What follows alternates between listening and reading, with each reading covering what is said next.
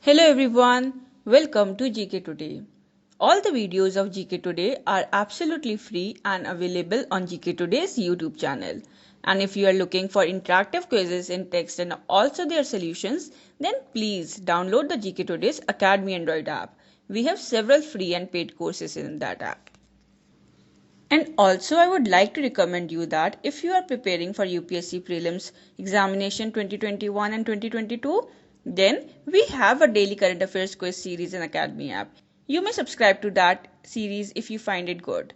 In that quiz, we provide daily 10 questions especially crafted for the UPSC preliminary examination, and we try to connect each current affairs event with some fundamental knowledge in a static general studies topic. We hope you will find it very useful. And this particular series is of 95 videos, and in each video we are going to discuss about 10 to 15 questions. So now let's begin with the questions on world geography. So the first question is, what does gas and dust in the interstellar nebulae form? So you have the following options and the correct answer is option C, that is star. See, stars are massive spheres of gases, mainly hydrogen, and they are formed from a nebula, that is a massive cloud of gas containing hydrogen and helium. Now the next question is, what is the process where the stars gets denser and hotter, ultimately changing into helium called? So you have the following options and the correct answer is option C, that is nuclear fusion. See, basically when the core of the star is hot enough, nuclear fusion takes place. Fusion is the process where two hydrogen atoms combine to form a helium atom, releasing energy. Now the next question is, which type of a star is the sun? So you have the following options and the correct answer is option A, that is main sequence. See, our sun is the G-type main sequence yellow dwarf star. Main sequence is the type of star which fuses hydrogen atoms to form helium atoms in its core. Now the next question is, what of the following device is used to measure the diameter of stars? So you have the following options and the correct answer is option B, that is interferometer. See, the interferometer is used in astronomy to measure the diameters of the stars. It was invented in the late 19th century by Albert Michelson. Moving ahead with the next question. So what is the plot of the temperature of many stars against their luminosities known as? So you have the following options and the correct answer is option A, that is Hertzsprung-Russell diagram.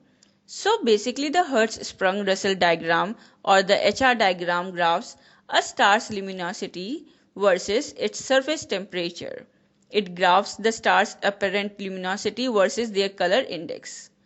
Now the next question is, the white dwarf is characterized by which of the following? So you have the following options and the correct answer is option B, that is low luminosity and high temperature. Moving ahead with the next question. So which of the following arrangement of stars is correct if sequenced from the coolest to the hottest? See, you have the following options and the correct answer is option C, that is red, orange, yellow, white, blue.